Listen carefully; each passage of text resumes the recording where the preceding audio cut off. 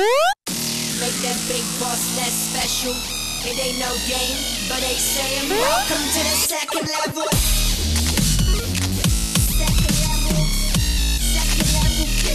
Second level. Hello, Internet, and welcome back to Codename Morpheus, episode 36. My name is Tom, and next to me, as always, is my buddy Keegan, and we're here to bring you the past, I guess, really just the past week's worth of PSVR news, although we may touch on some stuff from a couple weeks before since we've been away for a little bit of time.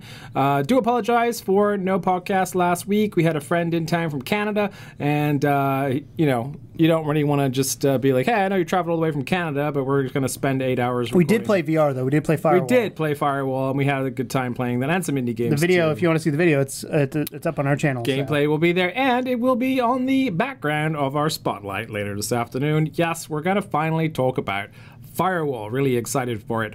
The game sucked.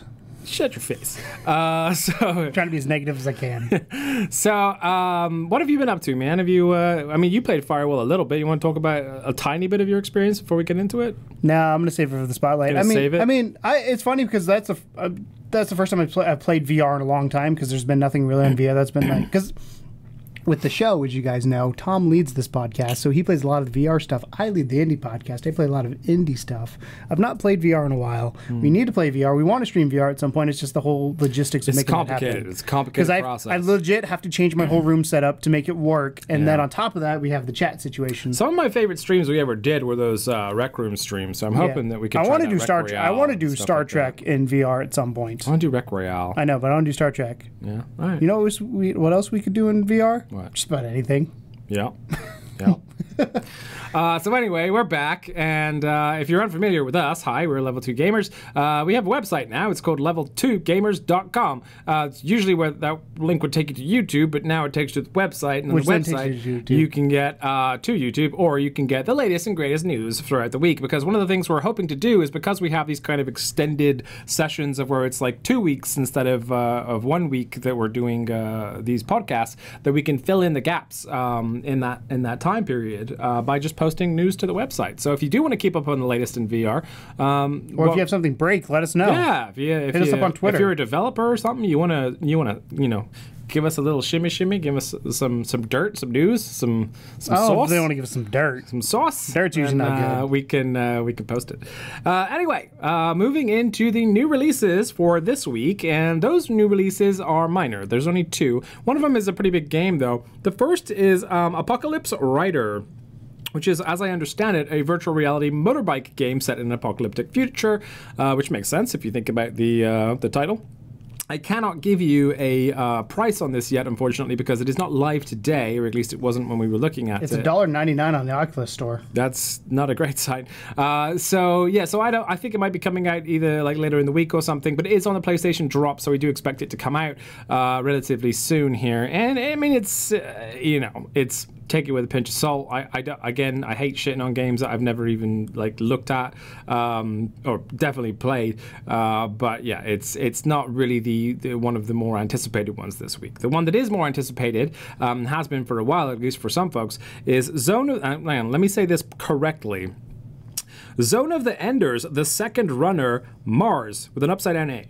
That's how I'm saying the full thing. With an upside down A. For no fucking reason whatsoever. Let's just make your title more complicated for no reason. But yeah, Zone of the Enders is actually out, and that was a highly anticipated game for a lot of folks, especially fans of Zone of the Enders. But that is a $30 game, and that's released today, or at least Tuesday, if you're watching this later. So that one, you may have played the demo for that previously. They did release a free demo for that a couple weeks back, and so if you've got your hands on that and you really dug the demo, then it's finally here. $30 doesn't seem to be too excessive a price for that. I think it's okay. Yeah, let us know if you've played that, enjoyed it in the comments. I'd love to hear about it. I personally am on the fence about it, so convince me to pick up Zone of the Enders, and I might do it, and I might even do gameplay and reviews and stuff like that. There's a pre-order that came up for a game that I'm super excited about, and it's on sale, which is why I'm talking about it. Evasion. Evasion is by the developers of what the hell was that game called? The Bullet Hell one. Blasters of the Universe. That was it. Blasters of the Universe. You better not forget them. They give us a bunch of keys to their... Yeah, no, they were awesome. Blasters of the Universe was... Here, have these. Oh, shit. Absolute gem of a game. I think it's a hidden gem on PSVR, to be absolutely. honest. It's the first VR bullet hell game, and they did it so right and so well. It's just super enjoyable, and they are tackling basically their Farpoint. It's going to be a full-on sci-fi thing with like customizable guns and I believe aim controller as well. So yeah, it looks great. Evasion is now up for pre-order at a sale price of $32 if you get it on pre-order, as opposed to the $40 full price that it will be when it drops. So definitely check that one out.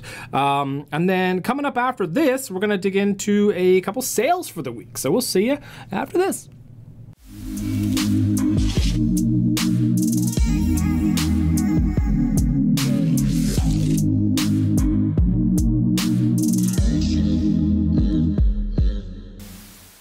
So we're back with your sales, which are a little lighter this week than they have been recently. I feel like every time we've had like a sale week or we've done a recording in a week, it's been like fucking 50 games and we've had to play the yes or no game. But we don't have to play the yes or no game today because... Wait till Christmas time, holiday time. Yeah. There's only 4, and those 4 are as But follows. there's 4 good ones. They are pretty good. Torn, which just came out last week. The Torn had the unfortunate... battle in its release date going up against one of the more anticipated games, although Torn was pretty anticipated. Yeah, but it was not as anticipated as Firewall. No, it wasn't. So it did have an unfortunate release date. It probably would have been far better this week, actually, if it came out this week. But Torn is $24, down from $30 on sale right now. That is a PlayStation Plus sale, so you do have to have PlayStation Plus to get that. From all accounts, the people that have played this game have thoroughly enjoyed it. I haven't actually got hands on it yet, but it's supposed to be a pretty nice little sort of murder mystery, like sci-fi mansion, exploring game. It's Agatha Christie. Yeah, kind of. Essentially, without being Agatha Christie branded. But like lots of like puzzles and things like that. So if you're into that sort of thing, then it looks pretty good. And then Code 51 Mech Arena is $16, down from $20. That one I've heard mixed on. Most people that have actually played it quite enjoy it. Despite the fact that you do know I love a good mecha, there's nothing about this that's really screaming my name and saying like, hey, you should try this out. Why don't they make a Power Rangers mech game? Can you give me a Zord? I mean, we could, like, in VR, we could just jump on each other's shoulders and make a Power Ranger of some I know, but just give me a Zord. A Zord? Maybe that'll be they made a Ultron. I mean, VR they made game. Fucking Mighty Morphin Power Rangers. You've got the franchise going on. Just come on, pull those nostalgia strings, somebody. Yeah, Power Rangers in VR. Let's make it happen. Knockout League. You just have to go, hi-ya, every time you do something. Knockout League, $15 down from $30. Worth it? Oh, yeah. Yeah? You It's like a workout. that one, didn't you? I still need to make my workout video. Oh, yeah. That's a big one. That one, I'm working on that. I've been having AC issues, so I'm not going to do a workout video when it's 95 degrees in my apartment. It gets super sweaty in that headset.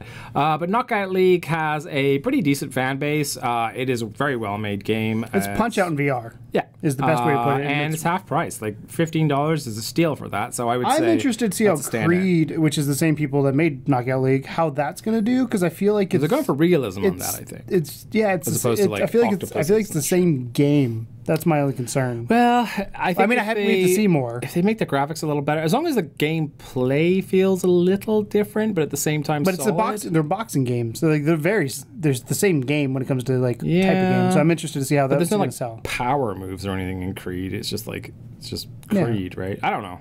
Maybe you have like the Balboa power or whatever. I don't know. And then lastly, Merville's a VR adventure, $10 down from $20. Another 50% off deal there. Merville's is a great time. Another little gem that kind of got skipped over in the time period that it was released, but is a 3D platformer in VR, much in the vein of Poi or Super Mario. We should do a video where you go back and say, do these games hold up? Yeah. Especially with the early VR. Yeah, do hidden gems and do early VR games, because I feel like Marvel's, like, I loved Marvel's when it came out. I wonder if I'd still like it now based on some of the games I've played since. Yeah, that's a good point. That's the thing, because like Batman Arkham, I like a lot of stuff that like when it hits you the first time. When Arkham came out the first time, I was like, oh, that was cool, and now I'm like, now that I've played Farpoint, is it cooler than that? It's still cool. It's still an experience, but they could do more with it. Yeah, there's so much like it. If somebody was to buy PSVR, would I tell them to buy Arkham? Because at launch I said yes, buy it for the sale price. I would say yeah. No, I'm just saying in general. It doesn't matter sale. Yeah, so light on the sales as well. We're just rocking through the podcast this week, but don't worry, there's plenty of news to discuss right after this. You ever wonder why Blockbuster went out of business? No. I'm gonna say it was those late fees. Late fees sucked ass. Luckily, you can rent movies and games without even going to a physical store using Gamefly. Gamefly will deliver them directly to you, and guess what? No late fees, ever. Cancel anytime. Click the link in the description below. We are affiliates, and you'll help our channel by doing that and get awesome games in the process. Enjoy. Welcome back to your news for Codename Morpheus, and this week we're going to dig into some of the bigger stories that have happened, and this happened maybe a week or two ago, but it's pretty exciting. So actually we had a discussion on the last podcast, I think it was, where we were talking about, like, we hadn't heard sales numbers for a while, like for the PSVR headset. We were like, well, the last that we heard it was like 1.8, and we're sure it hit 2 at some point, and then we were just like, that was like the last we remember. I think we estimated about 2.5. Yeah, and we estimated 2.5, and then as if Sony had heard us, they decided to go on ahead and they watched our podcast. Like, they need to know what the sales numbers. Yeah, like we need to tell these guys. So they announced the sales numbers. It's just passed 3 million units sold. They did a little tweet out that said, over 3 million PlayStation VR headsets have been sold around the world. Thank you for being a part of our PSVR community. And they have adorable little rescue robots there with the headset in the tweet. But yeah, what do you think? Was that kind of, I mean, that's a little more than I thought it was going to be, but at the same time, like, it's the trend it's been on. Solid number. It's the trend it's been on. I'm going to play Debbie Downer here on good news, because I always do. I would love to see the percentage of PS4s sold in comparison to the percentage of PS4 or PSVRs sold. Wow. So, like, from last time they announced numbers to this time they announced numbers, what was the growth in PS4 and what was the growth in PSVR? Gotcha. To me, that's more telling than saying we hit 3 million, because, like I said, I don't remember when they announced the last numbers. I want to say it was late, maybe right after holiday. It was a while back, yeah. But I'm interested to kind of see if we're still in that same trend, because business at you for a second here, real quick. So from a business perspective, you want to have obviously upward growth, but you want to potentially, as time goes along and a thing like this, it'll become more exponential as you go along. So I love it. It's cool. As somebody who wants to support the platform, I think it's awesome. But I'm more curious to see kind of what the growth has been last 6 months, and I'm sure I could do that research and find out. But yeah, I'm excited. I think more and more people are talking about it. I think a lot of people are now at the point where they're waiting for whatever next VR is. I think we're in that weird in between. The CEO recently sort of made some comments about it and said that they definitely have more work to do in VR, and he kind of hinted towards hardware work to do, like as far as the iterations of the headset. So he's definitely tinkering around with the idea of a PSVR 2 unit. But well, they obviously will be. Yeah, but I don't know. it makes me feel a bit warm and fuzzy, because it's like, this could have gone the way of the Dodo real fast. And even though we're still on a sort of a, I wouldn't say we're out of the woods yet, but we're at the point where okay. I feel confident that this will be around at least another few years. Mm-hmm. But I don't think we're to the point where we're guaranteed it's going to sustain itself 5 to 10 years down the road. Yeah. We're at the point where it's going to be around at least another, like I said, I'm going to say another 3 to 5 years easily.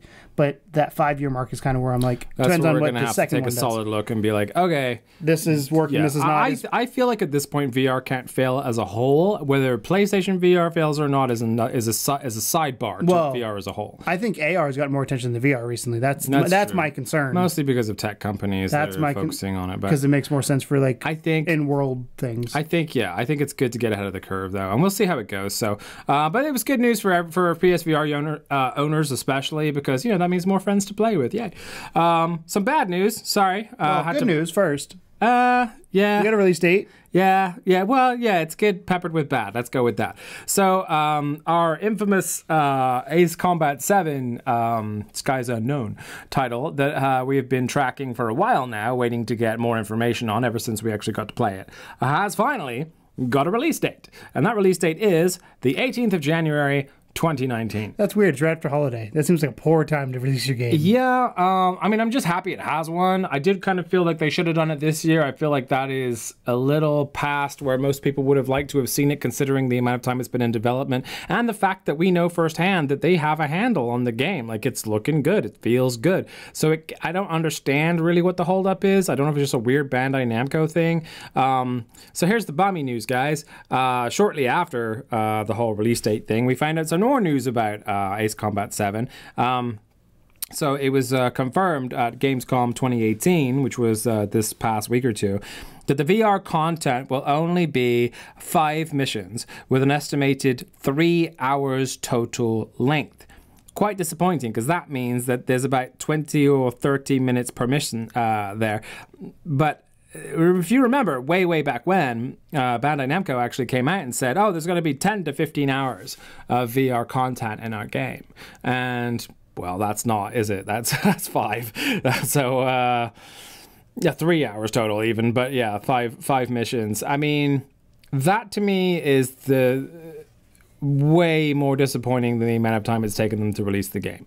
I feel like if you have the capability to do it, and you have the capability to do it well, which we know that they do, why are you holding back on what could be the best thing about your game, potentially, and definitely something that's a lot of people bought a PSVR headset just for this, and I've been waiting for it. There's tons of people that post in the forums whenever any Ace Combat 7 news comes up that say like, oh, I bought my VR for this. I can't believe I have to wait, longer. And they're getting tided over with Ultra Pilot or whatever that game is. I've forgotten. Ultra Wings. Ultra Pilot Wings. Same thing. But those guys are doing another they're doing another flight sim game, which looks pretty cool. But yeah, so good news and bad news. Good news, we have a date. Bad news is that the amount of time that's supposed to be in there, which was supposed to be 10 to 15 hours or so of VR, has been reduced to 3. I want to know why. Like, that's the big thing. Like, me too. Because to me, like, and again, I feel like if we didn't play it, we wouldn't be as harsh on it. But the stuff we played was fucking nuts. Really good. As much as you guys yell at me for talking over this guy, it's because I was excited because the gameplay was nuts. But I wonder if two things. I'm gonna pull my business hat back because I'm already in this mode. From a business perspective, I wonder if that was a proof of concept as a demo, standalone demo. Like, can we do this? And then they realized how much work it was. And because my thought is, because they keep delaying it, were they delaying it to try and see if they could finish VR that they promised, or because I feel like at some point they just said we promised too much. Somebody overpromised, and we're not gonna be able to hit it. Or did they delay it because there's some sort of technical bug or whatever? Maybe, like, I want to know why it kept getting delayed, or why they're not delayed because there technically was never a date, but why there was never a date for so long. And then when this comes out, like, you promised 10, 15 hours, we're now to 3 hours. Like, what happened? Yeah. It'd be different if they didn't say that before 10 to 15 hours. Yeah, I mean, even if when they're breaking it and they say there's like 3 hours, like, maybe they could at least relate to the fact that they know that they had mentioned 10 to 15 hours before, and here's why we had to reduce it to 3. Like, we give tried, us a fucking reason. We tried, but this didn't. We had too many issues, or it got too expensive to do this thing. We weren't able to keep the game at the frame rate we wanted throughout if we spent too much content in the VR, memory or whatever. Like, give us a half decent reason as to why you cut that much out of the game. At least would be my own. Well, I don't know if they cut it out; they just never made it. Yeah, you're probably right. Because I'm interested if the VR missions are the missions in VR, or are they missions? I think they're just for VR. That's what I'm saying. Are they? Because the question is, what we played, that was a VR specific mission. Yeah. So were they making that on top of the game? Because then you're adding more and more work, and 10 to 15 hours on top of a game that is already 10 to 15 hours. Yeah. Like, is it worth it to them? And this is what it comes down to: is the amount of people that are going to buy this game for PSVR worth it to put those resources in, or they're like, hey, we're going to do this because we think this will satiate that crowd. so we can still make our money back. I mean, I will say if this game was in full VR, at least the 10 to 15 hours promised, I would have picked it up. 3 hours, I'm not going to, which is depressing to me. I still might pick it up. I would never pick up an Ace Combat game normally. But that VR was fun as hell. I really enjoyed it. So most developers, Polyarch, have said that they believe that VR is actually a really, really great thing for smaller developers because of the market size, which is an interesting cross-pollination of both of the shows that we do on indie and VR. So Polyarch are very familiar with the art of making a small game, no pun intended, and they've sort of come across, one of them has come across, Danny Bulla, talked to gamesindustry.biz and said he's not too concerned about the state of the market. Quote, "It's developed much like other markets if you pay attention to it closely," Bulla said of the VR market. "I think a lot of people had high expectations up front, and I don't think those were necessarily rooted in anything particularly other than excitement for a new medium." Bulla said that the VR was an interesting position right now as developers are beginning to understand how VR differs from traditional video game development. Quote, "Developers are kind of getting their legs with VR," Bulla said. "They're understanding the mechanics that make the medium different from traditional gaming. They're understanding the things that are required to make it more like traditional gaming, the things that players expect." As the big developers have barely dipped their toes in VR so far, Bulla believes this leaves independent developers in an ideal position to make a big impact. For us as independent developers, we have the flexibility of scoping down our game to fit the market size, Bulla said. "I think that's why you're seeing a lot more independent developers, because you can get a brand out there, create a game, introduce yourself to a community of players on a smaller budget with a more constrained game design, and really have that kind of dialogue you may not have if you're trying to operate in a bigger budget market. So in a way, the smaller size of the VR market allows developers like us to reach players we may not have in a bigger market." Thoughts? I like some of that. I don't like some of that. Why not? I like some of it from the aspect of you're giving the little guys the chance. You're letting them go in and make a name, like you said, make a brand for themselves that you wouldn't normally otherwise. I also agree with him that their understanding that people were hyped initially for the medium, and I think the expectations weren't proper with what was to be expected. The converse side to this argument is VR. So the phrase that gets me, for us independent developers, we have the flexibility of scoping down our game to fit the market size. That phrase scares me, because that means we're not making enough money to do what we want to do. So we have to fit the game on the budget to fit in this market that we have. But as long as that market keeps growing, then we're going to be fine. But they made Moss, which is renowned as being one of the best games on the system. But what did they want to make? Well, I think they wanted to make Moss longer. I think that's probably the scaling down wasn't necessarily in quality, it was in time, which is a shame. But at the same time, like, I'm okay with it. Like, they priced it decently. But are you settling? Are you settling because... No, because it's a chapter-based game, so I wasn't expecting it to be like a super, like, 10, 15-hour game anyway. This is Moss Chapter 1. But if it's not Moss, if it's another indie game developer, think of something like Job Simulator. Are we settling with Job Simulator because it's a short, bite-sized game, and we got a bunch of those, which there's nothing wrong with that. In some instances, yes. In some instances, no. It varies per game, I would say. Like, I mean, you could settle on something that you knew could have been better. You know, like, there's definitely, like, The Inpatient and stuff. Like, those games came out, and we know that maybe if a bit more time and effort had been put into those, they'd be a little bit more mind-blowing than they were. I was a fan of The Inpatient, personally. But, you know, there's definitely instances, I think, where you can see where people skimped. But for the most part, I think people have done really well with the medium so far. We're still getting these shitty, like, random, like, you know, bloatware titles every other week or so. But I don't know. I think I liked it because it reminded me of something that guy, and I do forget his name, Space Shark Studios. We talked to them at Pixel Pop, and they were making Auteur. And I asked him about it, and I said, how does it, like, what's, like, the appeal of making a VR game over a traditional indie game? And he said, honestly, it's so kind of, like, small right now in that arena that anyone can make a name for themselves. So it's almost like because you're kind of new you're in a new and exciting territory that if you do something that stands out, it's way easier to stand out in a smaller circle. So I think that's kind of like a lot of developers' thoughts. As long as that circle doesn't hang you because it's not sustainable. That's the issue. Yeah. But that's like, that all just comes down to the quality of your game at the end of it. Like, not necessarily. It comes down to market size. I mean, at the end of the day, everything comes down to market size. If there's enough people to potentially buy your game, then you're fine. If there's not that market, the Wii U is a prime example. The Wii U has some fantastic games on it. Look what happened to it because it didn't sell.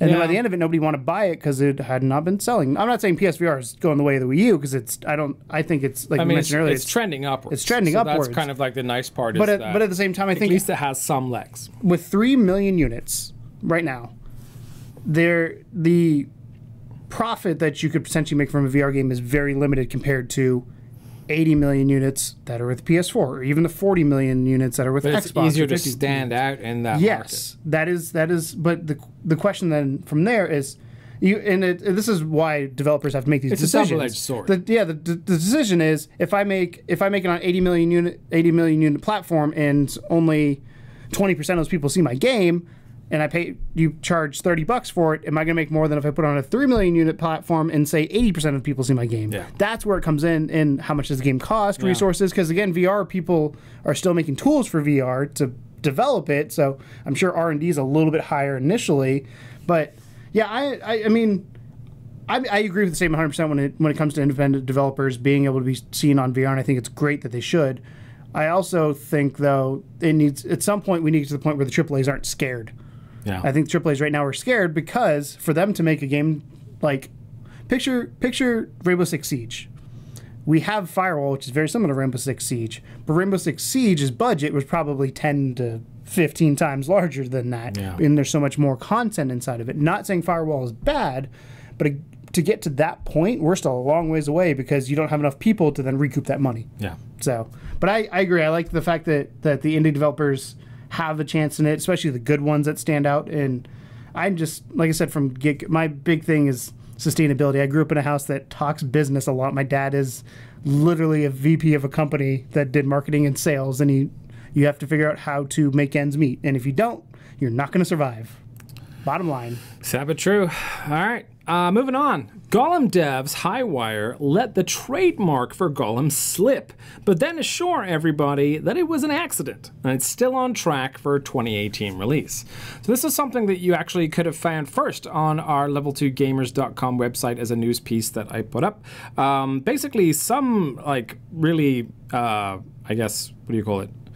Nosy, or I don't know what the correct term is. Somebody doing research. Intuitive. Somebody probably wondering. Reddit user. Somebody probably wondering where Gollum is because it was supposed to be a launch game, and it's now 2 years later. Yeah, they dug into the trademark files and noticed that the trademark for Gollum had gone, and that Highwire didn't have any other trademarks listed. So the initial thought there, and we didn't immediately jump to they dropped it, it's canceled or whatever, but it could have happened. That could have been what was going on there, especially considering, like you just pointed out, the turmoil that this game seems to have been having. I feel like when this game was announced, VR, people were, again, we become more jaded because we've had cool experiences, we're going to talk about later on in the episode. There's so much pressure on this. Even when this game was shown, was it E3 this year? Yeah, it was 2017. Yeah.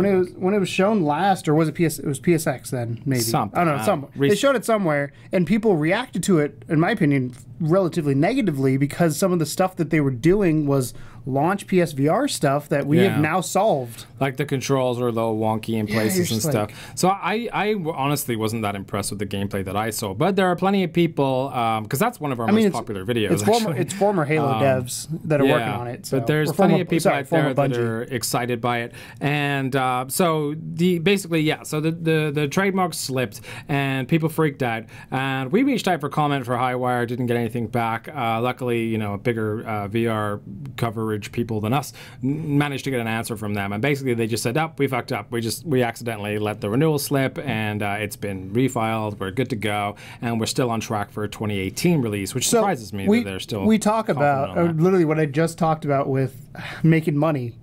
how much money do you think they've poured into this game at this point? I have no That's idea. the thing. Like They're kind of half backed by Sony, though, right? Like, aren't Sony putting some money into this game? I don't think so.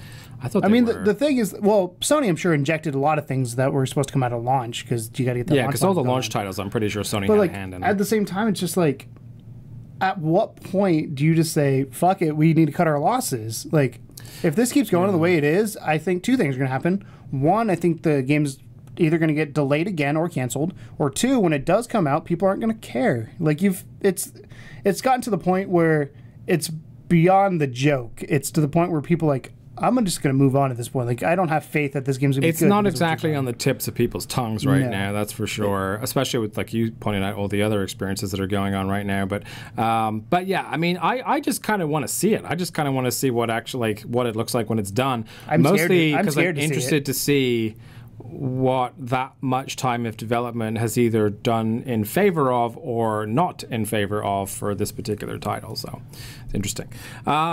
And then moving on, we have some news from the world of people that like to throw up a lot, and that is that Windlance 2 has had an official release date announced for Oculus. Sorry, PSVR users that are watching this.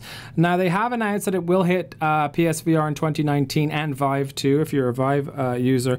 But they announced the release date for that on Oculus first, which is where it's coming first, and then they've sort of just promised, sort of vaguely, that it will be coming out post that for PSVR and for Vive. We actually have an interview with those guys from the first Windlance. SciTech? Yeah. Yeah. So Windlance 2 arrives on the Oculus Rift on September 12th for $30. And the new trailer is live. They dropped that as well. The best exciting. update they did for Windlands was use the move. moves. Yeah. Like, it's crazy how much better that game plays. We played it, was it a 24-hour live stream? It was somewhere. I had somebody over. It might have been just a game night. I can't remember. But we had somebody playing it, and you feel like Spider-Man. Makes you want to have a Spider-Man game, but especially with the moves, with the way you maneuver and control and all that, it's just like you get that sense of inertia to the point where, yes, it does mess with you a little bit, but I don't think it's as bad as some other games. Like, I like that over the Magic Carpet feeling. Windlands has the record on me as being the only game to break me. I still played it, and I still played it through, and I finished a level, and I fought my demons, but I was sick as fuck after playing that What's game. funny with me is I've gone back and played it with the moves, and I didn't get nearly as, like, I was feeling woozy afterwards, but that's how I feel after I think VR. it was just like, because that was like an early game for us to play, and I think it was just the first time I'd really like tested my legs past, like, because like Here They Lie and stuff, and like Until Dawn you're seated, and but that was the first game that was like, oh yeah, this is gonna feel like a roller coaster when you jump off this cliff, and oh shit. yeah, The best is the panic when you're falling. You're like, no. It's a great game. They're a great company, SciTech. You can check out our history with SciTech there and the interview that we did with them right when Windlands 1 came out, or go ahead and check the trailer for Windlands 2. Just bear in mind that as a PSVR user, you may be waiting a little bit longer than the Oculus. Which is what happened on the first Windlands. It came out on PC first, and I think fine tune it, boys. Get it good for us, and then release it when you're ready. Well, I think part of that's just their dev kit on Oculus. They probably use, I know they use them because I asked the head of the studio, and he's like, yeah, I use an Oculus. So that's just probably why they use those, because it's his personal choice. Okay. And lastly this week, and leading into the spotlight, we have a little bit of news on a little game called Firewall Zero Hour. Is this the 1990s? We're getting our firewall up? So Firewall Zero Hour finally came out to much applause. Weirdly enough, not from major publications who basically ignored it, but from everyone that's like a VR heavy publication, and of course the gamers, the most important people. It's been pretty well received, to say the least. So the devs, when they were talking about potential for DLC for the game, said this is not a one and done for us. This is like not a like set it and forget it. This is like, we are going to keep pumping out DLC. We're going to keep like improving, adding game modes and different play types and play styles. And they're really just going to like focus a lot on it, which harkens to like Siege and the amount of effort that people put into Rainbow Six. So Quote, we've definitely talked about all that, referring to like team deathmatch, capture the flag, that sort of stuff. But the obvious reason not to do that right now is the player base, said Barber. Even if it's as big as it could be, it's still going to be smaller than a normal PS4 game. What did I say? So we don't want to have multiple game modes spread out and chopping up the player base. Once we see what happens with the players, and if there is a good, consistent player base and it keeps rising, plus DLC, and people keep coming to it, then we'll release those game modes so we don't chop up players so much. And it does make sense.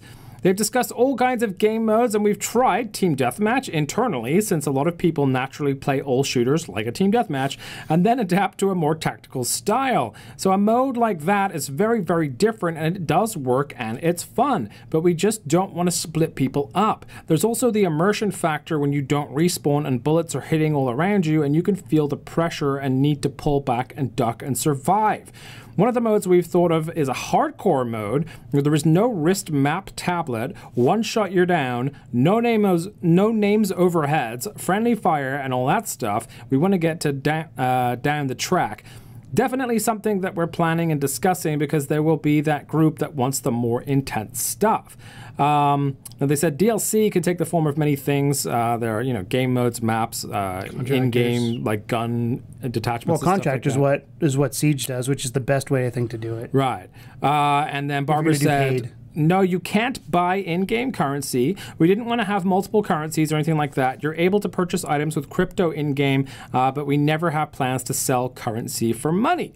We wanted to do both single-player and multiplayer from the start, but when it really came down to it and we budgeted it, the time needed to do a really good single-player would probably have been 2 or 3 years to really do that well, said Barber. So we wanted to be able to have a way for people to play solo, but we didn't want to call it single-player because people would expect a campaign. So we came up with training. You can level up and progress in there, but it's much less than in contracts, which is true, by the way.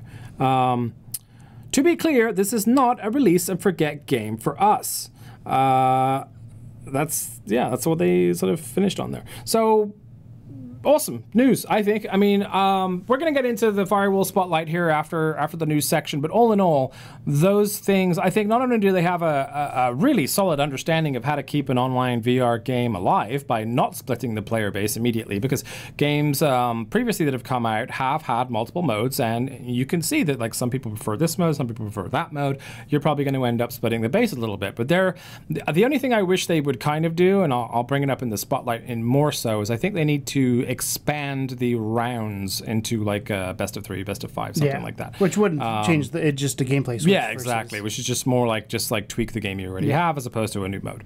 But good to hear from the Firewall devs. And by the way, congratulations on all your success and a great game. We've all had a lot of fun playing it recently. So with that being said, let's talk about it a little bit more right after this.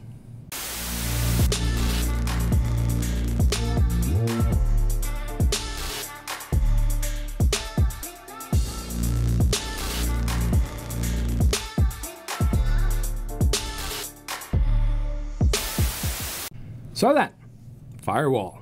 It's here. We've played it. Before I talk about it, because I have rose-tinted glasses when it comes to VR. You do. What did you think about it? I feel like you have rose-tinted, I have shit-stained glasses. I liked it. So, one of the things you say all the time is Resident Evil 7 gives you this holy shit, that's the best game that has ever come to VR, and you understand why VR exists. I can't play Resident Evil 7. I don't play horror games. I don't like that. I want games that are not scary. Granted, I got scared because I got shot in the face, but that's because the dude snuck up on me. You got scared of C4 on a door. Well, I was not ready for it to explode. I wasn't ready for the explosion. I wasn't ready for it. Well, because, again, it's a whole other immersion level. So, like, during the training mission, one of the things you do is you plant C4 on the door, you detonate it so the door blows open. And I stepped back, assuming I was far enough back. I was not far enough back for the C4 to not come in my face. And it's like... But that's also what VR is. And I have to say, from a game perspective, if I had to go down and say, there's I'm going to say it right now, my favorite game, probably on PSVR right now, is still Star Trek. Because the experience I've had with it is the most fun, it's the most one I put the most hours into, it's multiplayer, it's everything I want in it. This game has potential to become that game for me. And I think it will potentially become that game. now actively looking to buy a aim controller, because you have an aim, I don't, but I'm looking to buy this game and an aim controller for this game because it could be a lot of fun. And granted, when I played initially, part of it I got to get my sea legs back because I was a little woozy after we finished playing, but I hadn't played for so long. The game looks fantastic. The aiming to me was a bit funky, but that's probably more to do with the size of my room. Yeah, that's also when you're tracking a light ball. That's what happens. Like every game, no game's gonna be perfect aiming. Period.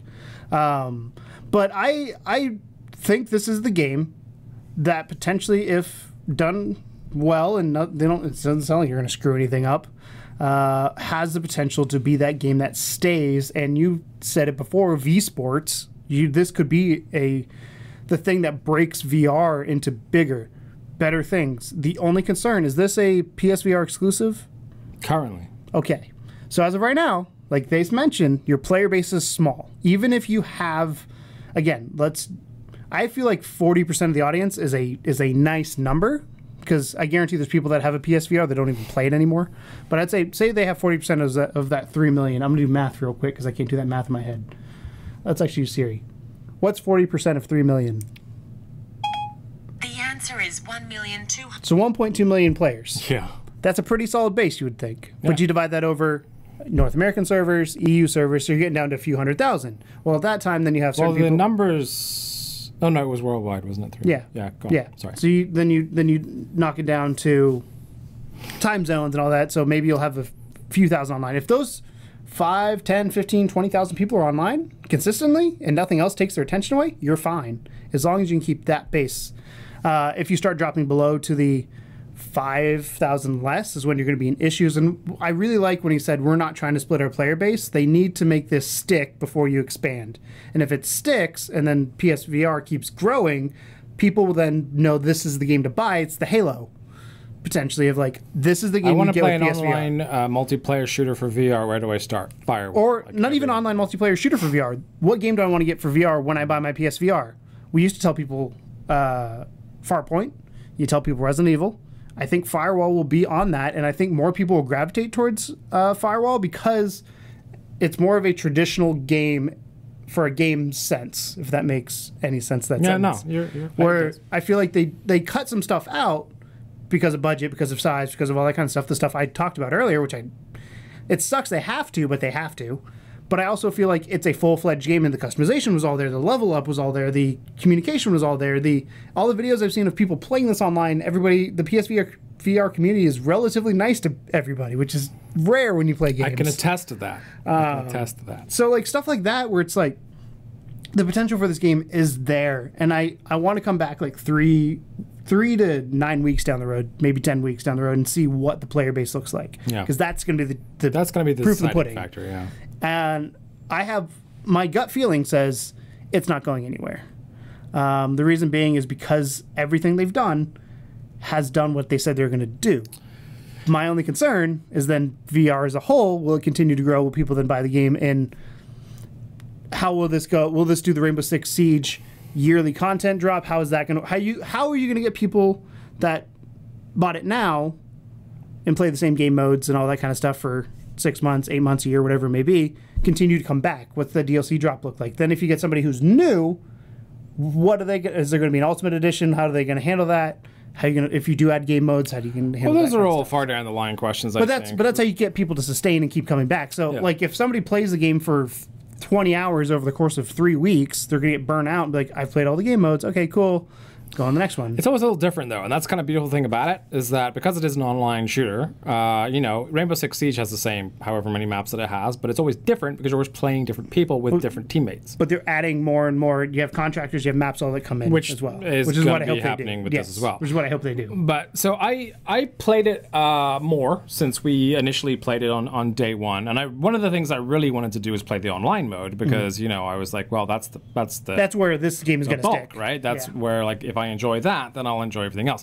We played solo games, which, as they pointed out in the interview before, solo is not single player necessarily. It's just you versus AI in the same kind of setting. It's a good way to learn the game. Yeah, it's a good way to learn the game. It's like Rainbow Six Siege has the terrorist hunt. Let me say this.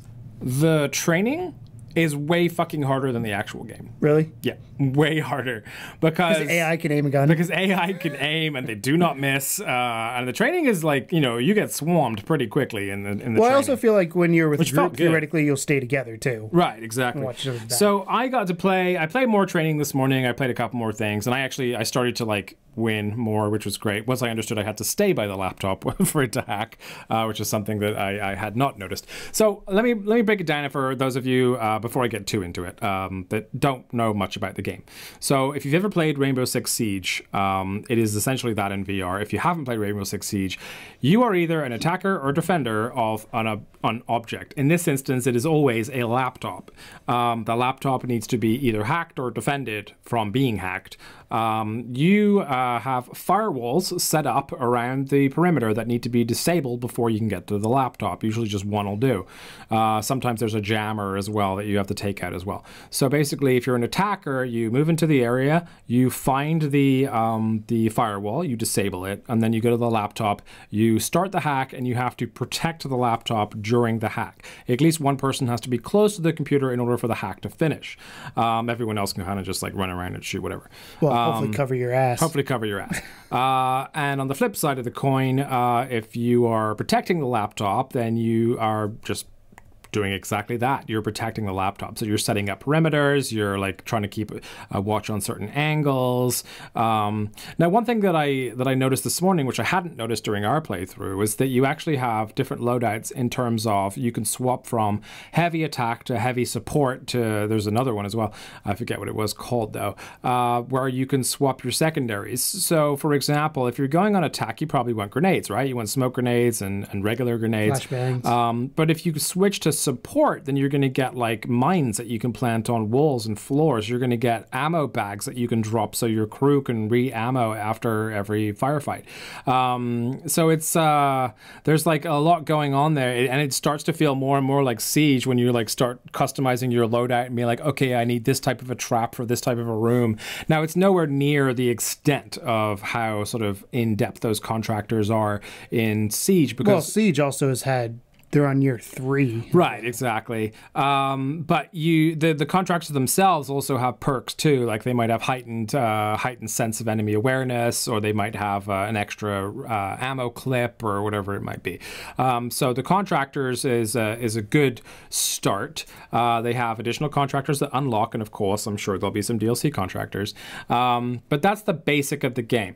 It's a 4v4 shooter, so 4 on your team, 4 on their team. One's attack, one's defense. You play the game, at the end of the game, it's over. That's the part I don't like.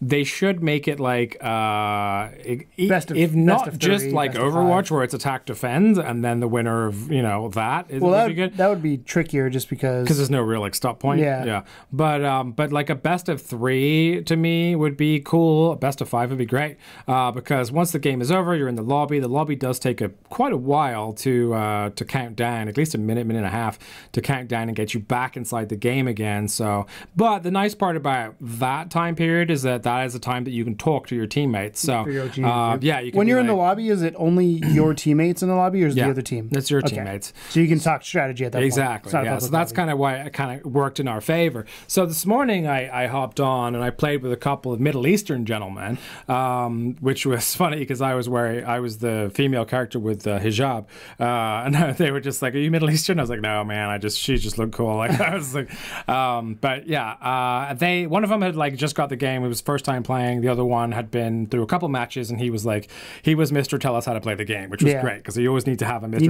need that guy.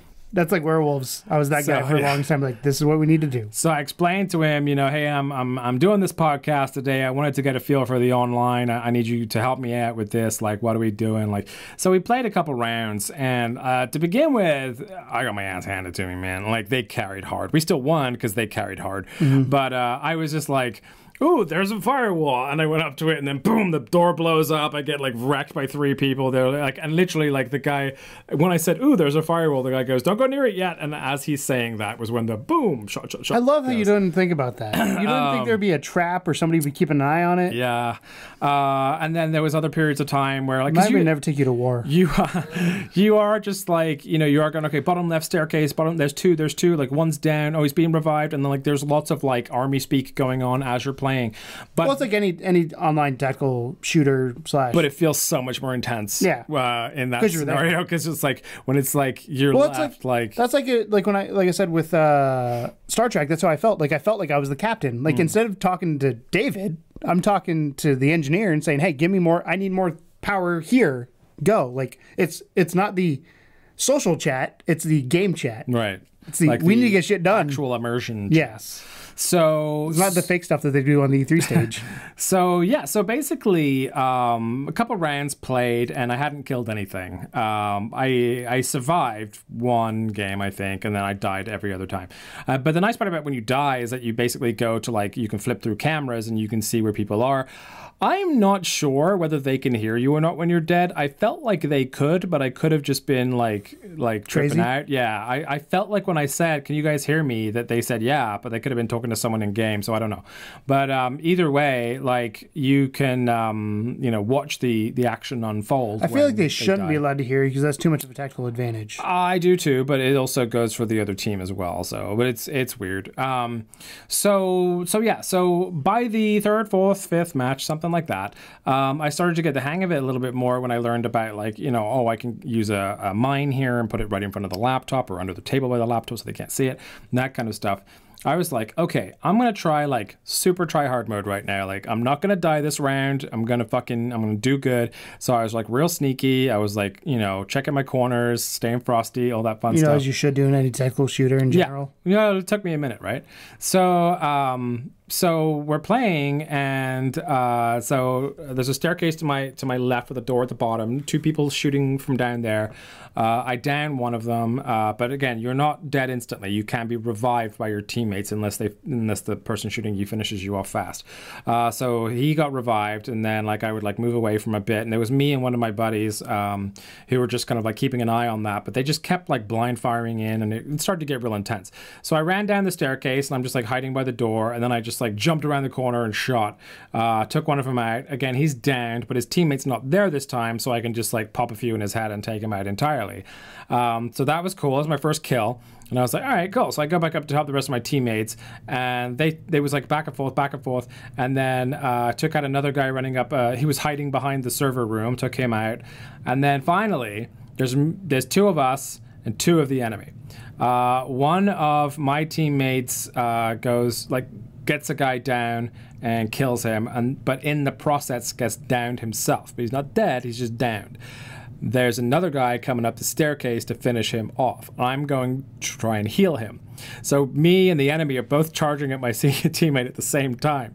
So instead of me even bothering trying to heal him, I'm just start fucking unloading rounds in this dude's face who was trying to finish the kill. He didn't even see me coming, and I took him out. So I was the lone survivor of the entire thing, and I carried the whole match at the end for my team. I even got a trophy saying lone survivor. And it felt great. Like I got that kind of rush of like, fuck yeah. Like I was like last one there. I won. Everyone watched me win. Like, and I got that kind of buzz of like, yeah, one more round. And it was that moment that not only did I realize that the playing humans is way easier than playing AI, but also that the team play element of it, the camaraderie, the fact that our community is so like non-toxic to begin with. Yeah, there are people in there. I'm sure there's kids that are fucking annoying. Well, but no, like, when I play werewolves, then it's usually the 20 to 30 somethings that are just being assholes. But I just had like the nicest group of guys that I played with, and like everyone was real cool, real friendly. Like we all had a good time, and I enjoyed the fuck out of it. And like the only thing that I wished was that it was like longer, that it just like instantly flipped into another round, as opposed to going back to lobby, waiting a minute, going back in, one match, back to lobby, wait a minute, go back in, one match. Did you rotate between attackers and defenders every round? Yeah. Or is it random? No, you rotated. I don't know if it's random or not, but in our playthrough, it seemed like we were just flipping every round.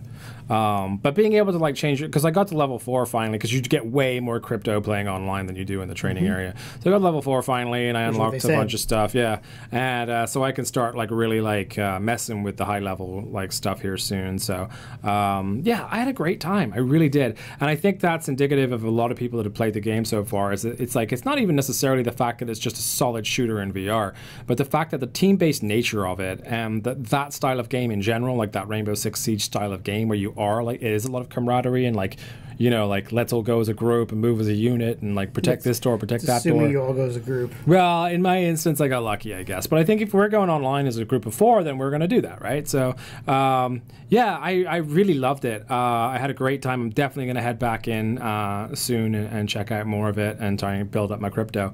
But I had a great time. I highly recommend it, and it is everything I wanted it to be. It is literally Rainbow Six Siege in VR, which is all I could ask for. So that's our Spotlight. And then moving on to a Spotlight-related question right after this.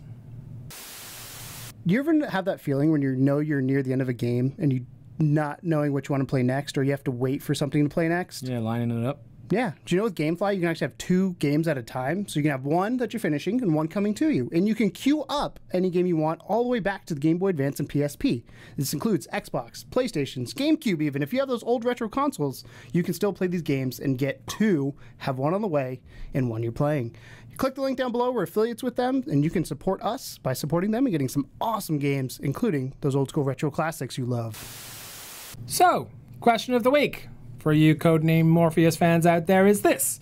With Firewall currently living up to all expectations, will this encourage more developers to risk online play for VR? And go. No. Okay.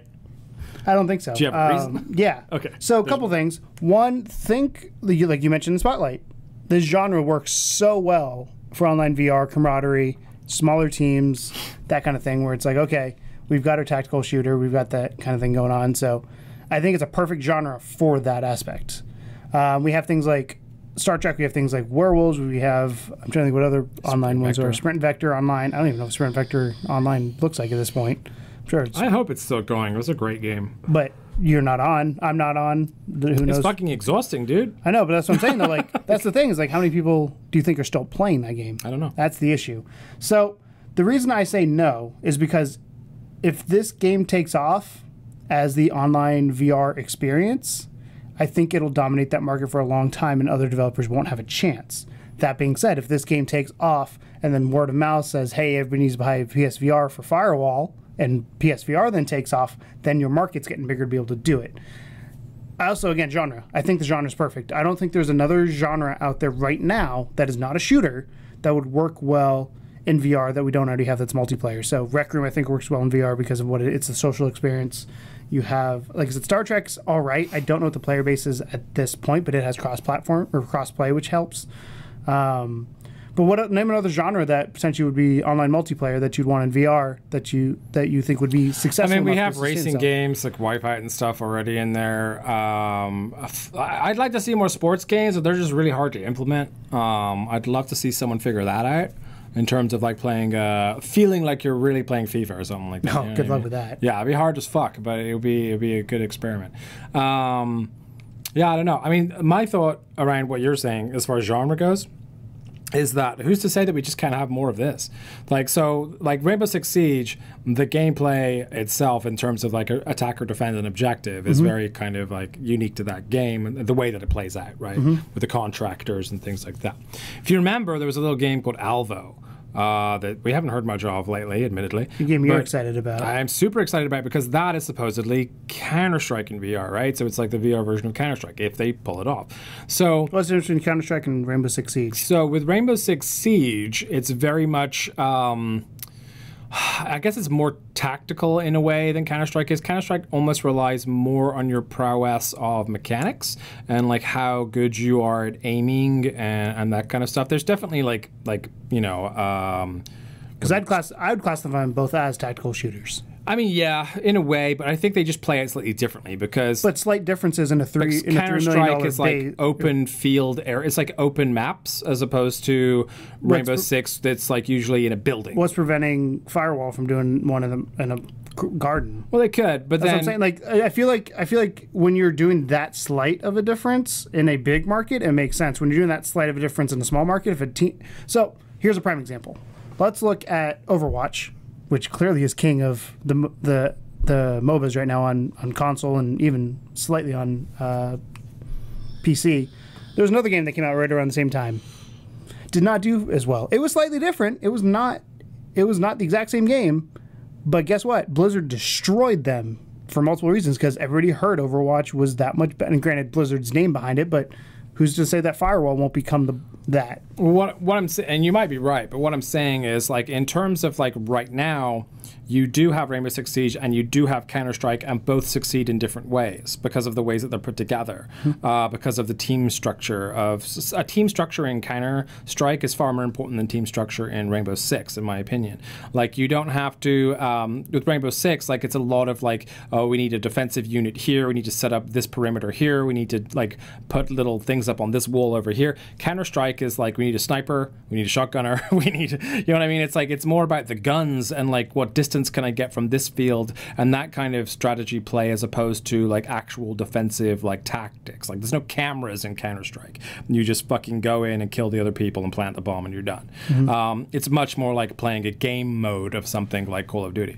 But even then, like, games like Call of Duty, like, that's a game, like a straight up kill 'em all game like that, where it is just literally like jungle environments, but with the aim controller and with the slick controls that Firewall has proven will do well.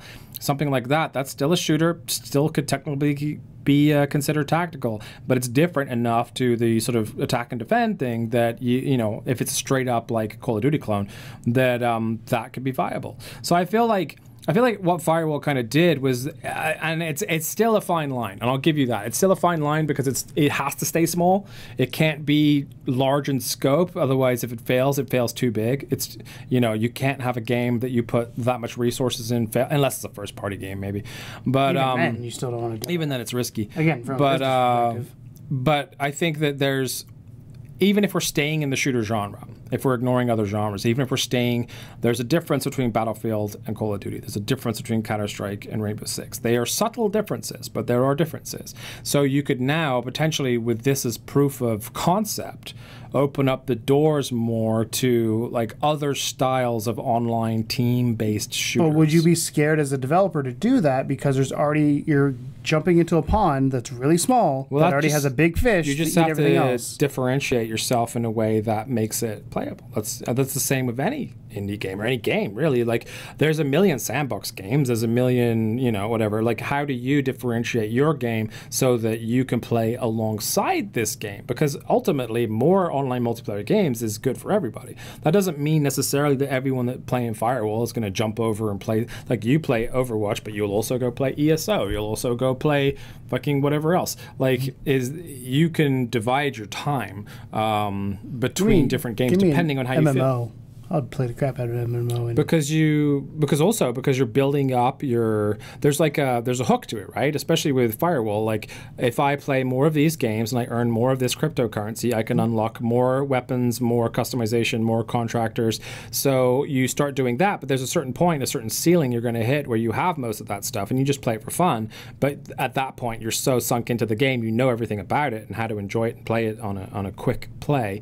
But then another game comes out that has different customizables, different guns, different perks. But then my again, the big problem with that is just, again, player size. Like, at that point, then that is concerning. Because you're going to have, if somebody, so say Firewall gets 50,000 users a week, and then say Call of Duty Clone A comes out, and let's say half of the people jump over there, it's 25,000. You're then cutting that player base in half on both, and you're getting to the point where it'll be segregated. I think if Firewall is the catalyst to sell PSVR units, which it has the potential to be, or it's to be determined if it's going to be, but it has potential to be, then we're better. But if somebody comes out tomorrow and says, I'm dropping Call of Duty Clone, what do I think about that with the risk? I think it's a super high risk considering how well this is. I would agree that the proximity to release for Firewall is not a good idea, but I think even a year down the road. My thought process was, how long does it take to make a game? Right? A couple years. So even if it's a couple of years or a year, people are already minimum. Working on games. Yeah, well, let's say like Alvo, good example, right? So Alvo's already in development. We know that. So I think for them, this is encouragement.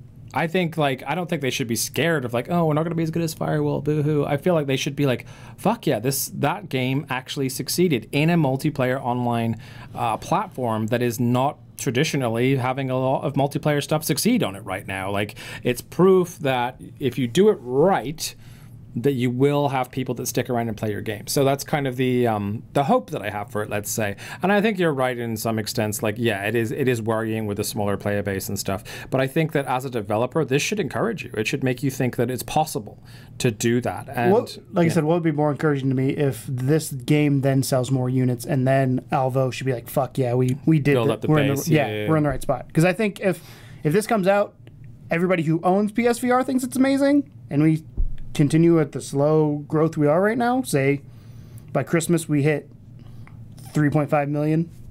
I don't think it's going to hit that, but say we do hit 3.5 million by Christmas, I don't think that's a big enough growth. I think there needs to be the Skyrim effect where this has to make people buy headsets versus make people buy the game. Yeah. Like I said, I'm buying the game, but I don't know if I'd buy the headset because I don't know. And that's always the problem with VR, though, is that selling those headsets requires you to put them on. Although I have seen more and more pop-up places and malls and stuff that have the PSVR stuff set up, just so people can go and try it out. So they clearly know what they're doing on that front. But everyone so far, and they're still to this day, and it's been almost 2 years now.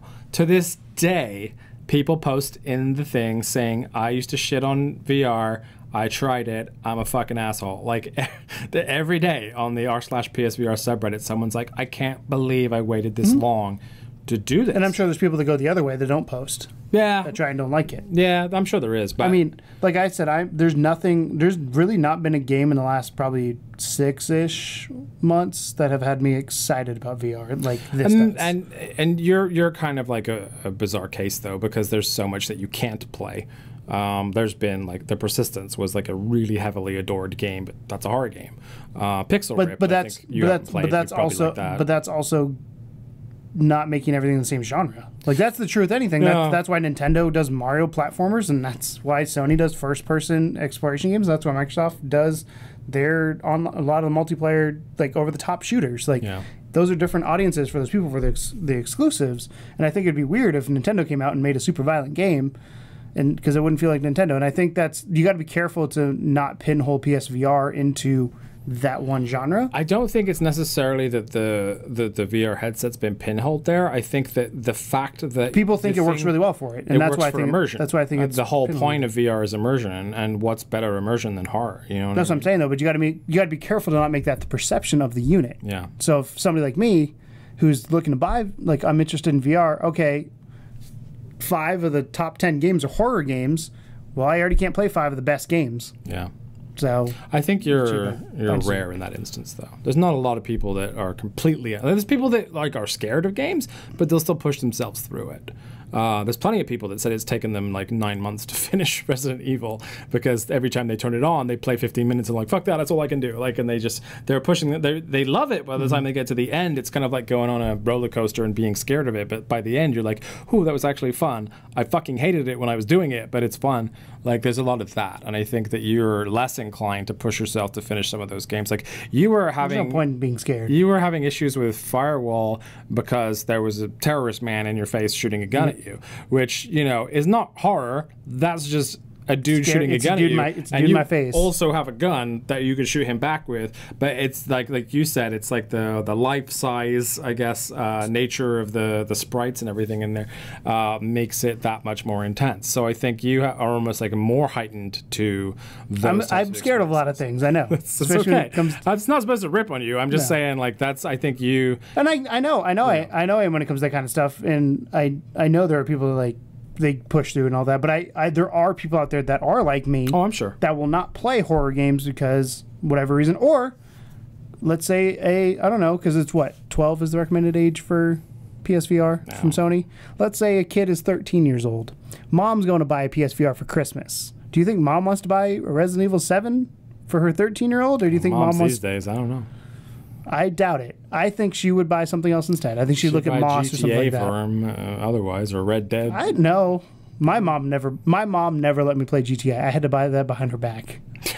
So she knows that. I've told her this story. I rented it behind her back. But that's what I'm saying though. Like, if mom's like for Christmas, because PSVR is expensive, kids are not buying the PSVR for themselves.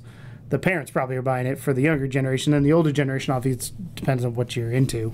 Yeah. But I feel like you don't want to market it as that. You do have some happy fun games and all that, but I don't think the happy fun games are as good as the horror games. And I think that's hoping that the Astrobot Rescue Mission puts a good stamp on the happy fun games. I hope so too. Yeah, it looks really fun. There's not really one right now outside of like Job Simulator, and even Job Simulator, the more and more I play it, the more I'm like, yeah, I'm done. Yeah, like I got my I think fill. you're really like Astrobot. So. I think everything about that looks exactly like the type of game that you'd love. Yeah. So, what do you guys think? Do you guys think that the success of Firewall will pave the way for other developers to be more risky with their online endeavors in PSVR, or do you think that it is too small a pool for that many big fish?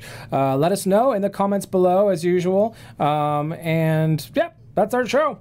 So, episode 36 of Codename Morpheus in the bag. We will be back in a couple weeks with episode 37 and see what's changed since then. Maybe try Firewall again, see if people are still there.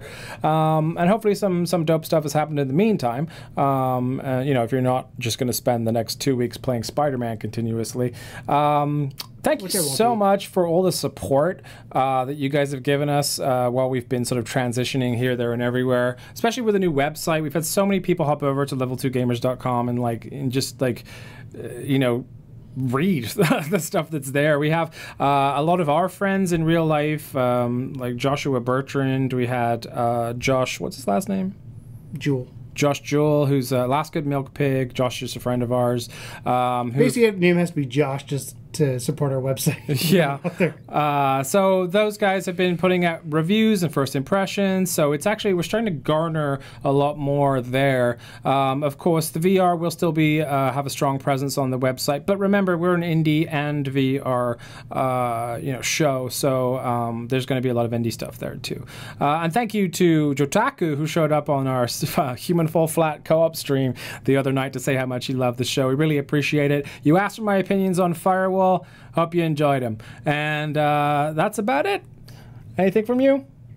All right, guys. Thanks a lot for watching. And as always, welcome to the second level. Bye.